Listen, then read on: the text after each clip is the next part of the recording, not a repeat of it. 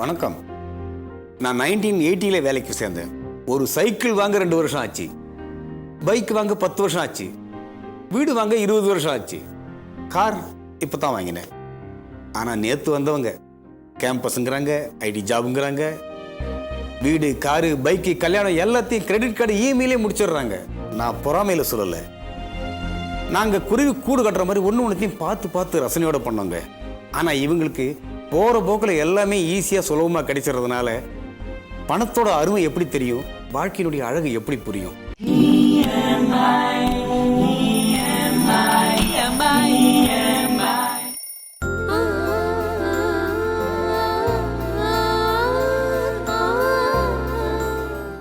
இப்பதான் டிரான்ஸ்ஃபர் பண்ணிருக்காங்க, அதுக்குள்ள இன்னொரு டிரான்ஸ்ஃபர்லாம் கொடுக்க மாட்டாங்க.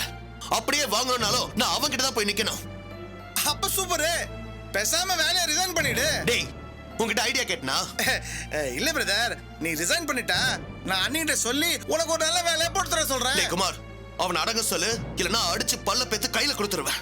டேய், ஏன்டா கோச்சிக்கிற? அங்க பியூன் வேலை பார்க்கறதோட அண்ணிக்கிட்ட கவர்மெண்ட் வேலை பார்க்கலாம்ல, அதுக்கு சொன்னா பல்ல பேத்துறா. அது வாய் விட்டு போடா. டேய் விடுடா, அவன் பேசுற மாதிரி தான் நடக்குதுங்க. அந்த காயத்ரிக்கு எதிராக சவால் விட்டு வாங்கின வேலை இது. அந்த ஒரு காரணத்துக்காகவே இதை விட்டு போக மாட்டேன். அப்படின்னா இதுக்கு என்னதான்டா தீர்வு? அதான் சத்யா வந்து பேசுறேன்னு சொல்றாளே பிரகாஷ்.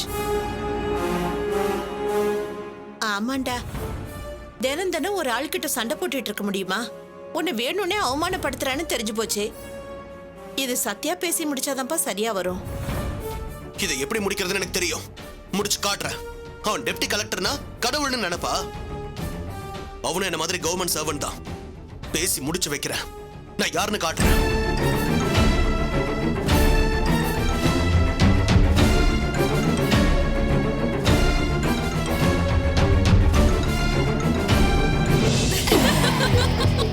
அண்ணி வந்துட்டான். அண்ணி. வா ராஜு வா. வினோ, ராஜு காஃபி எடுத்துட்டு வா. இல்ல வினோ வேண்டாம். இல்ல நீ இப்ப சாப்பிட்டு வந்த, அதுவும் மனசு தெரிஞ்சு ரொம்ப சந்தோஷமா வந்திருக்கேன். என்ன ராஜு சொல்ற? ஓ சந்தோஷம்னா அது ஏன் சந்தோஷம் இல்லையா? சபாஸ் அண்ணி, கரெக்டா சொன்னீங்க அண்ணி. அதுவும் வீட்டுல பிரகாஷ் அவமானப்பட்டு அசிங்கப்பட்டு நோங்குறான் அண்ணி. அவனால நிம்மதியா வீட்டுல சாப்பிட கூட முடியல, அதுவும் சோத்துல இனி உப்பு படாதையும் சொல்றான். என்ன ராஜு என்னென்னமோ சொல்ற? அது ஏன் கேக்குறீங்க அண்ணி? சத்யா ஆபீஸ்க்கு அவனை நீங்க டிரான்ஸ்ஃபர் பண்ணீங்கல்ல, அங்கதான் பிரச்சனையே ஆரம்பிச்சது.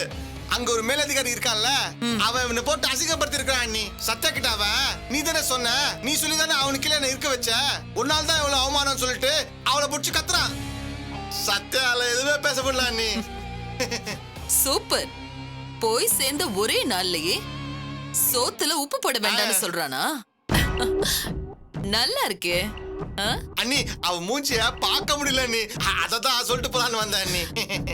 காலையிலேயே நல்ல சந்தோஷமான செய்தி சொல்லிருக்க ராஜு. அதானே அண்ணி என் வேலைய. அண்ணி நீங்க தப்பா நினைச்சுக்கலன்னா நான் ஒண்ணு கேட்கட்டுமா அண்ணி? கேளு ராஜு, நமக்குள்ள என்ன இருக்கு? நான் பிசினஸ் ஆரம்பிக்கலான்னு இருக்கேன். பிசினஸா? என்ன சொல்ற ராஜு?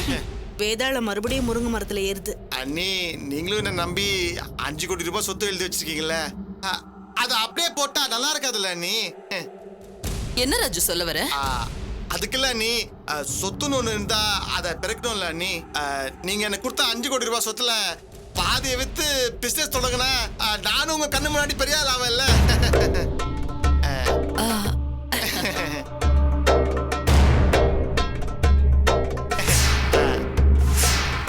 அதான் நீ என் மனசை ஓடிட்டு இருக்கு. நீங்க சொன்னீங்கன்னா நான் பிசினஸ் ஆரம்பிச்சிடறேன் நீ. அதனால ஒண்ணும் பிரச்சனை இல்ல ராஜு, தாராளமா ஆரம்பிக்கலாம். ஆனா எதுக்கும் கொஞ்சம் டைம் வேணும்ல? ஆமா இல்ல, யோசிக்காம செய்ய போய் தான் எல்லா பிசினஸும் படுத்துக்கிச்சு.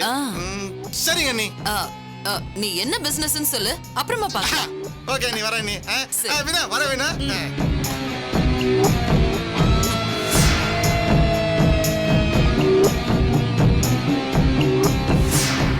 அக்கா என்னக்கா இது? அந்த சனிய சந்தோஷமான விஷயம்னு ஒன்னு சொல்லிட்டு உனக்கே செக் வைக்கிற மாதிரி பேசிட்டு போறான், நீயும் பாத்துக்கிட்டு சிரிச்சிட்டு நிக்கிற. பின்ன அழவா சொல்ற? ஜெயஹிந்த் விலாச பொறுத்த வரைக்கும் இந்த காயத்ரி தான் செக் வைப்பாளே தவிர அங்க இருக்கிற யாரும் எனக்கு செக் வைக்க முடியாது.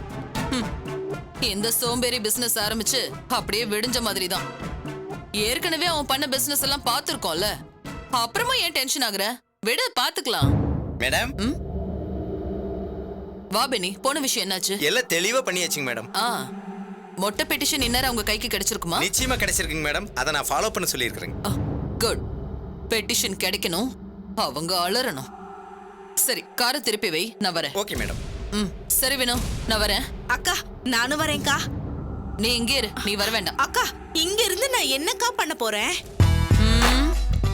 இங்க இருந்து என்ன பண்ண போறேன்னா, உன் புருஷனுக்கு போனை போட்டு ஜூஸ் குடிக்க வர சொல்லு. அக்கா இதெல்லாம் உனக்கு எப்படிக்கா தெரியும்? ஏண்டி, எனக்கு தெரியாதா? போக்கா, நீ எல்லாமே தெரிஞ்சு வச்சிருக்க. தங்கச்சி சந்தோஷமா இருக்கணும்னு நினைக்கிற உன்ன மாதிரி அக்காவை எங்கேயுமே பார்க்க முடியாது. நீ போனை போட்டு அவரை வர சொல்லு. அவர் வந்ததும் ராகினி விஷயமா நாம பண்ணது, ராஜுவுக்கு 5 கோடி சொத்து எழுதி வச்சோம்ல, அதுக்கு பின்னால இருக்கிற காரணம் எல்லாத்தையும் சொல்லு. அவரும் தெரிஞ்சுக்கிட்டோம். அக்கா என்னடி? அக்கா நீ தங்கம்க்கா. அவர் மேல சந்தேகப்பட்டு டெஸ்ட் வச்ச. அவர் இல்லைன்னு தெரிஞ்சதும் எவ்வளவு பெருந்தன்மையா நடந்துக்கிற. அவர் எல்லாத்தையும் தெரிஞ்சுக்கணும்னு நினைக்கிற. கரெக்ட் தானே? தேங்க்ஸ்க்கா. போடி லூசு. ஆ? உன் புருஷனை வர சொன்னதே அந்த டவுட்டை கன்ஃபார்ம் பண்ணதான். அக்கா இல்லடி, எனக்கு இன்னும் அவர் மேல சந்தேகம் போல. என்னக்கா, அன்னைக்குதான் பென்னி வந்து சொன்னால, அப்புறம் என்ன? பென்னி சொல்லலாம், ஏன் கடவுளை கூட வந்து சொல்லலாம். சொன்னது உண்மையா இருந்தா என் மனசுல இருந்த சந்தேகம்லாம் போயிருக்கணும். போலையே, அப்படியே தானே இருக்கு. நீ சொல்லி பாரு, அவர் உடனே அவனுக்கு போன் பண்ணி சொல்லுவாரு. அக்கா அப்படி அவர் சொல்லலன்னா நான் அவரை நம்புறேன். என்னக்கா நீ? அவர் எவ்வளவு நேர்மையானவர்னு நிரூபிச்சும் அவர் மேல நீ இன்னும் சந்தேகப்படுற?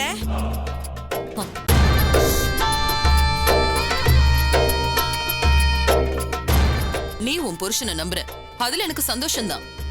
அதே சமயம் நீ நம்புற மாதிரி உன் புருஷன் உன்னையும் என்னையும் நம்பணும்ல. இங்க இருந்துகிட்டு அவங்களுக்கு விசுவாசமா இருந்தார்னா ஆபத்து நம்ம 2 பேருக்கும் தான். தலைக்கு மேல வெள்ளம் போறதுக்கு முன்னாடி அணைய கட்டணும், இல்லனா தப்பா போயிடும். பாத்துக்கோ. போக்கா, அவர் எவ்வளவு நேர்மையா இருந்தாலும் உன்னோட சந்தேகம் மட்டும் போகவே போகாது.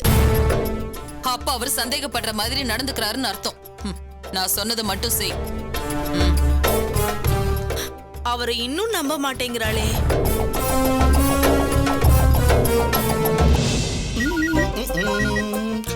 ஐயோ, இவளா? வினோ, என்னங்க ஜூஸ் குடிக்க வரீங்களா? எப்பவும் ஜூஸ் தானா?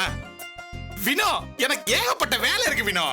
என்னங்க நீங்க இதையும் வேலையும் ஒன்னா பேசுறீங்க? சரி, என்ன விஷயம் சொல்லு. நீங்க முதல்ல இங்க கிளம்பி வாங்கல. என்னது, அங்கயா? அங்க அதுக்கு? நீங்க இனிமே எதுக்குமே தயங்க வேண்டாம், தாராளமா வரலாம். அதுக்கு அக்காவே பெர்மிஷன் கொடுத்துட்டா.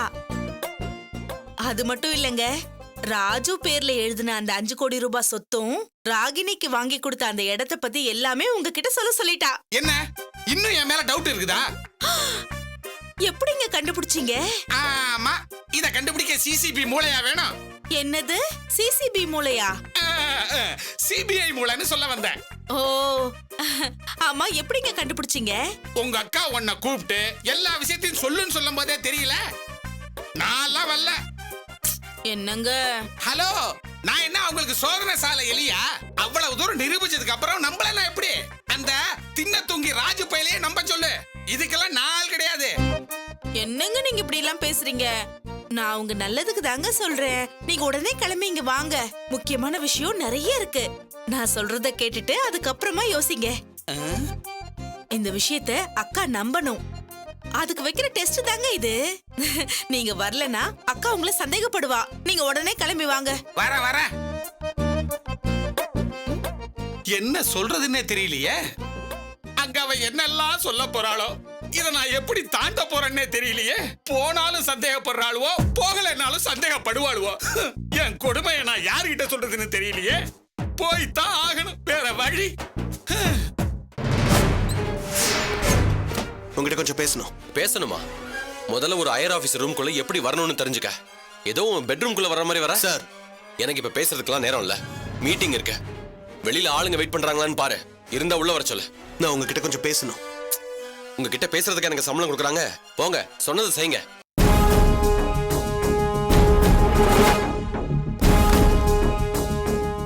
சார் கூப்பிடுறாரு, வாங்க. Good morning sir. வாங்க. வணக்கம் சார். வணக்கம். Please sit down. Prakash coffee எடுத்துட்டு வாங்க. சார் அது விஷயமா தான் உங்ககிட்ட பேசணும்.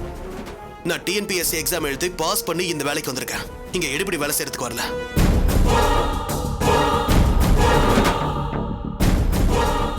எக்ஸ்கியூஸ் மீ சார், கொஞ்சம் வெளியே இருக்கீங்களா? நான் ஓகே சார்.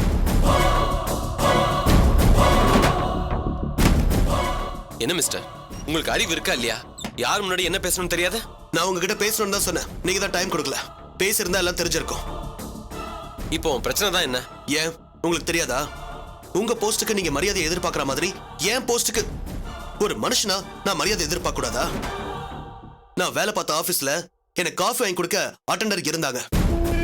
இப்போ நீங்க என்ன வேலை வாங்குறது தப்பா இருக்கு. என்ன பழி வாங்கணும்னு இதெல்லாம் செய்றீங்க. What nonsense? என்ன பேச்சு பேசுறீங்க? உங்களை எல்லாம் கவர்மெண்ட் வேலைக்கு யார் எடுத்தது? என்ன நினைச்சிட்டு இப்படி பேசிட்டு இருக்கீங்க? உங்களால இந்த வேலை தான் செய்ய முடியும்னா எனக்கு அசிஸ்டண்டா சத்யா ஏன் உங்களை இங்கே சேர்க்கணும்? எனக்கு மேல இருக்கிற கலெக்டர் வந்தா நான் தான் கார் கதவை திறந்தாகணும். உங்களுக்கு இந்த வேலையெல்லாம் செய்ய முடியாது, நான் பெரிய ஆளு, என் இஷ்டத்துக்கு தான் நான் வேலை பார்ப்பேன், அதுவும் எனக்கு கொடுத்த வேலையை தான் பார்ப்பேன்னா சந்தோஷமா தாராளமா செய்யுங்க. அதுக்கப்புறம் உங்களை யாரும் கேள்வி கேட்க முடியாதுல்ல. உங்களுக்கு காஃபி வாங்கி கொடுக்கறதுக்கு நான் என்ன அட்டெண்டரான்னு கேக்குறீங்க? அதுக்கு தான் எனக்கு சம்பளம் கொடுக்குறாங்களா அப்படின்லாம் கேக்குறீங்க? ஹையர் ஆபீசர் சொல்ற வேலையை செய்ய பிடிக்கலன்னா வேலையை ரிசைன் பண்ணிட்டு போய்கிட்டே இருங்க. இங்கேயே இருங்கன்னு உங்களை யார் கைப்பிடிச்சில்தா? இங்க பாருங்க சார், உங்களை பாக்குறத விட எனக்கு நிறைய வேலை இருக்கு. போங்க.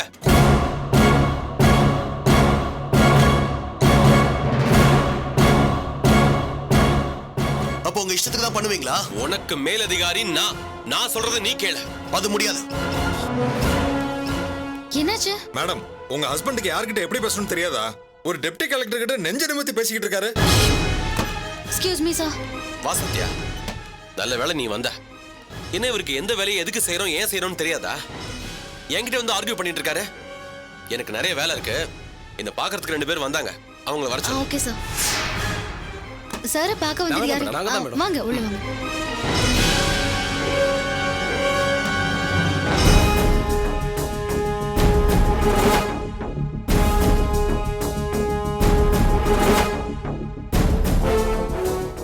சொல்லுங்க சார். சத்யா ஒரு தாசில்தாரு, அவங்களை எப்படி நீங்க ஆளுங்களை கூப்பிட சொல்லலாம்? அது தப்புன்னு சொல்லுங்க சார். சார் என்ன சத்யா சொல்லு. இல்ல சார், இவர் செட் ஆகலனா இவருக்கு பதிலா வேற ஒருத்தரை போட்டுக்கலாமே. என்ன சத்யா நீ எப்படி பேசுற? இவர் இடத்துக்கு இன்னொருத்தர் வந்து அவர் காஃபி டீ வாங்கி கொடுத்தா உனக்கு ஓகேவா? இது ரொம்ப தப்பு சத்யா. வேலை செய்ய மாட்டேன்னு சொல்றவங்கள ஒண்ணு நம்ம டிஸ்மிஸ் பண்ணணும், இல்ல அவங்களே ரிசைன் பண்ணிட்டு போகணும். அத முடிவு பண்ணி சொல்லுங்க. அதை விட்டுட்டு இந்த வேலையை தான் செய்வேன், இந்த வேலையை செய்ய மாட்டேன்னு எனக்கே லிஸ்ட் போட்டு கொடுக்க வேண்டாம். ஏதோ பிரஸ்டீஜ் கௌரவம்னு பேசுறாரு, அதை பாக்குறவர் இங்க எதுக்கு வேலைக்கு வரணும்? அவரோட ஒய்ஃப் தானே நீ. ஆனா உன் ஆபீஸ்ல எப்படி கூப்பிடுறாரு? மேடம்னு மரியாதையை தானே கூப்பிடுறாரு. ஏன் முன்னாடி கூட அப்படிதான் கூப்பிட்டாரு. அதை கேட்டு நான் எவ்வளவு சந்தோஷப்பட்டேன் தெரியுமா? பரவாயில்லையே, இடம் தெரிஞ்சு பேசுறாருன்னு இவரை நான் ஃப்ரெண்டா நினைச்சேன். ஆனா இப்போ இந்த வேலையை நான் செய்ய மாட்டேன், அந்த வேலையை செய்ய மாட்டேன்னு சொல்றாரு. நீ அவர் ஒய்ஃப் தான், ஆனாலும் அதுக்காக ஆபீஸ்ல சத்யா இங்க வாடி போடின்னு கூப்பிடலாமா? அது சரியா இருக்குமா?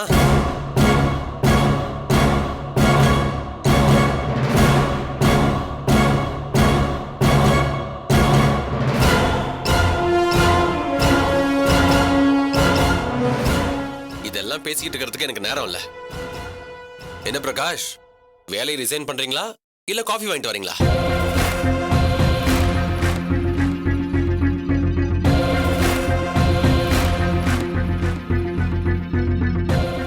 எங்க சார் காஃபி வாங்கிட்டு வரணும்?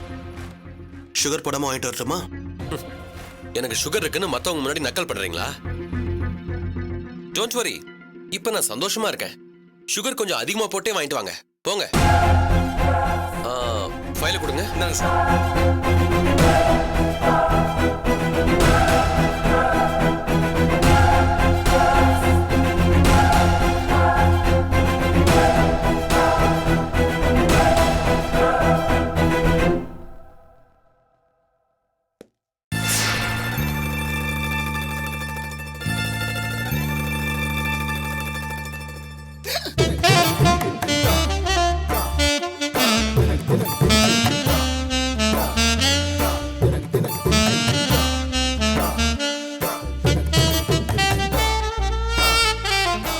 என்ன வீணோ வாசல்லே நின்னுகிட்டு ஜூஸ் குடுக்குற?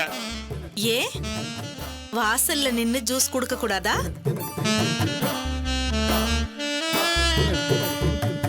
ஐயோ இப்படி பாக்குறாளே.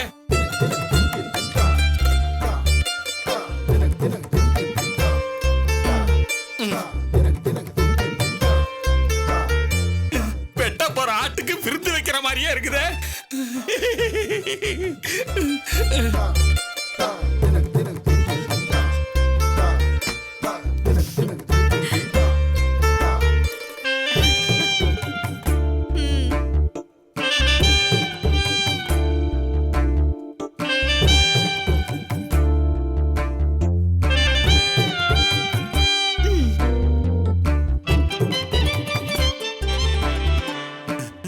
குடிங்க.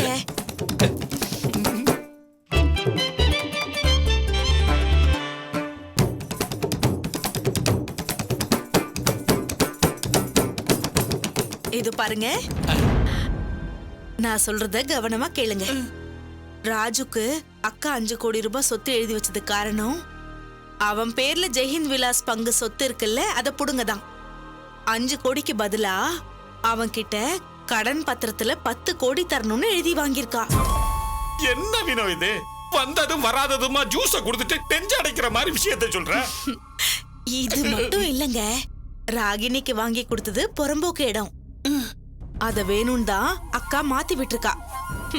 இதுல ராகினி வசந்தும் மாட்டினது 12 கோடி ரூபாய் கடன்ல. அக்கா ஜெயஹிந்த் விலாஸ்ல ஒரு பைசா கூட செலவில்லாம 2 பங்க கைப்பத்தி இருக்காங்க. என்ன வினோ இதெல்லாம்? என்னங்க ஷாக் ஆகுறீங்க? இல்ல, இதெல்லாம் காயத்ரி அம்மா மூளையில உதிச்சுதான் நான் யோசிக்கிறேன். பாவி, யானை குழியில விட்டு இருக்காளுவா? ஐயோ, இதை எப்படியாவது சொல்லணுமே.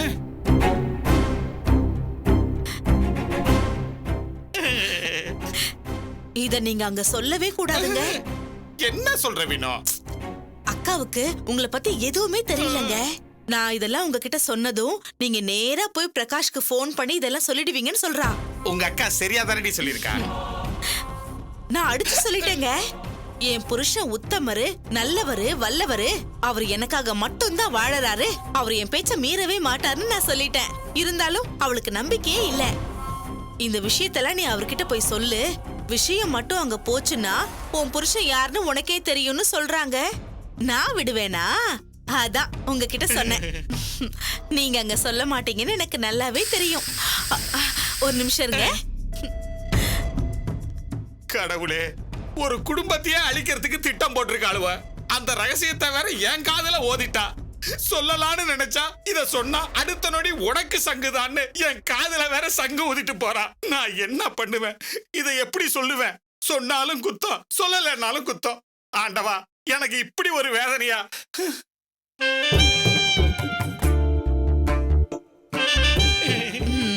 என்னங்க, ஜூஸ் குடிக்க போறோங்கிற குஷியில இருக்கீங்களா? ஐயோ, பாவியோட தங்கச்சி பெரும் பாவியா இருக்காளே. என்னங்க பேசவே மாட்டேங்கிறீங்க? இல்ல, ஜூஸ் குடிச்சதுல ஒரு மயக்கமா இருக்குது. அது காதல் மயக்கம்னு எனக்கும் தெரியும். போச்சு, எல்லாம் போச்சு. மேடம், கூப்பிட்டீங்கன்னு சொன்னாங்க. இந்தாங்க, இந்த 2 ஃபைலையுமே அரவிந்த் கிட்ட கொடுக்கணும். இதை வச்சுதான் இன்னைக்கு மீட்டிங்கே. நான் வந்துருவேன்னு சொல்லுங்க. சரிங்க மேடம். என்னங்க, மேடம் தான் கூப்பிடுவீங்களா? அதான் எனக்கு நல்லது மேடம். வரேன் மேடம்.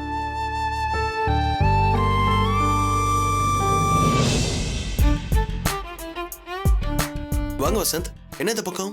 இடம் அப்ரூவலுக்கு சைன் வாங்கிட்டு போலாம். ஓ, எல்லாம் முடிஞ்சதா? எல்லாம் முடிஞ்சது. சத்யா மேடம் சைன் பண்ணிட்டாங்கன்னா பிளாட்ஸ் அப்ரூவல் ஆயிடும். அப்படியா? உள்ள இருக்காங்க, போய் பாருங்க. மேடம். ஹாய் வசந்த், வாங்க. எப்படி இருக்கீங்க? நல்லா இருக்கேன். நீங்க எப்படி இருக்கீங்க? நல்லா இருக்கேன். இடத்துக்கு பிளாட்ஸ் அப்ரூவல் வாங்க வந்தேன். அப்படியா? உட்காருங்க வசந்த். வசந்த், இந்தங்க, இதுல இடத்த பத்தின எல்லா டாக்குமெண்ட்ஸும் இருக்கு. ரெஜிஸ்டர் பண்ணது, பட்டா எல்லாமே இருக்கு. தப்பா எடுத்துக்காதீங்க. காயத்ரி பத்தி தெரிஞ்சதுனால தான் உங்ககிட்ட அப்படி பேச வேண்டியதா போயிடுச்சு. ஐயோ, அதெல்லாம் என்ன விடுங்க. இல்ல வசந்த், அவங்க இது வரைக்கும் யாருக்குமே நல்லது நினைச்சதே இல்ல. ஜெயந்த் விலாஸ்ல இப்ப வரைக்குமே பிரச்சனை பண்ணிட்டு இருக்காங்க. அதை வச்சுதான் நான் அப்படி சொன்னேன். பட் வெளியில வந்ததும் நான் அவர்கிட்ட சொன்னேன், காயத்ரிக்கு நம்ம மேல கோவம் இருக்கலாம், அதே சமயம் ராகினிக்கு நல்லது செய்யலான்னு கூட நினைக்கலாம்ல அப்படின்னு கேட்டேன். உண்மையும் அதுதான். சாரி வசந்த். ஐயோ, என்ன நீங்க டாக்குமெண்ட்ஸை பாருங்க.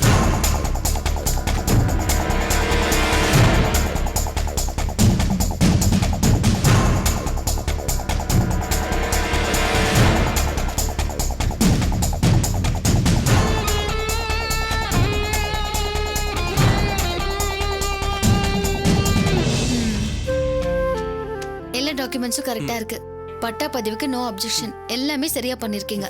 பொதுவா முதல்ல ஆரம்பிக்கிறவங்க எதுலயாவது கோட்டை விட்டுடுவாங்க. பட் நீங்க எல்லாத்தையுமே தரவா செக் பண்ணிருக்கீங்க.